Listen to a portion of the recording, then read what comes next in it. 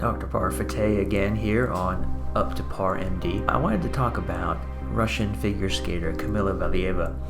She tested positive immediately prior to the 2022 Beijing Winter Olympics for a banned substance. She was tested around Christmas time, and the results actually just came back in early February, so she was subsequently suspended from the Olympics, and this was actually after having already led the Russian team to a team medal.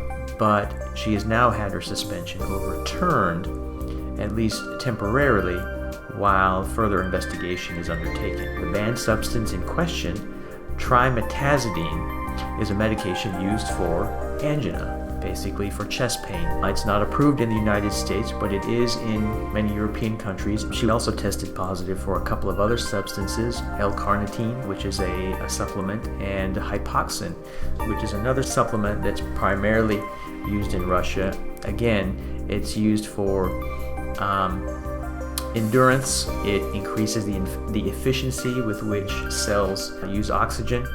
So all three medications are really used to boost overall endurance and reduce oxygen requirements at the same time. She also admitted to using those two other supplements, but not as that was on and is on the banned list. Another medication or supplement that she also listed as having used is something called Superdyne, which is an immune booster. So the New York Times actually got records of her hearing with the International Olympic Committee, and in that hearing, Valieva claimed that the trimetazidine got in her system in all likelihood through contamination from her grandfather's medications. Her grandfather reportedly is on trimetazidine for angina, and in fact, they reportedly played a video of her grandfather speaking, showing a supply of them and indicating that he takes these medications for when he has his, quote,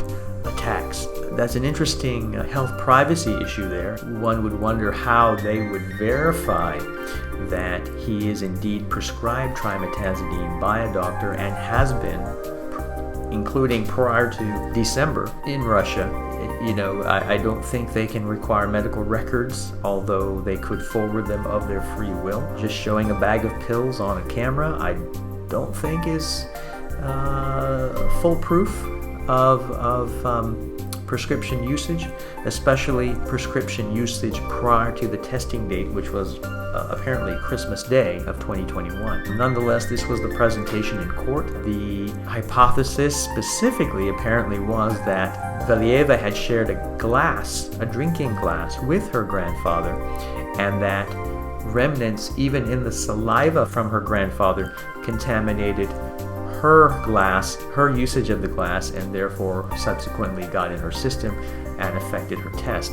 This is difficult to take as a reason just because of the minimal traces that would even transfer in that situation. And my understanding is trimetazidine can be in both tablet and capsule form, and those are not the easiest forms of medication to create residue that would create significant transference. If this were a loose powder, then maybe, but sharing a glass with Gramps, transferring medications enough to test positive on a test does not seem plausible, but I'm far removed from the process and certainly have no skin in the game when it comes to this issue, because you certainly root for a 15-year-old to, pursue full glory in this area that she's been striving within and working hard for years, since her elementary school years. You hate for a tragic end to her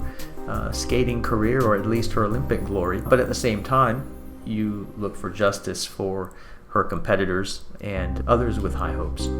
So it's a very interesting issue, still being adjudicated, and interestingly, they've said that she can continue for now, but if she does place and is due a medal, there will be no medal ceremony because further investigation is still needed before the decision is final. And if the final decision is to not allow her to medal, then they do not want to have the medal ceremony prematurely with a wrong result.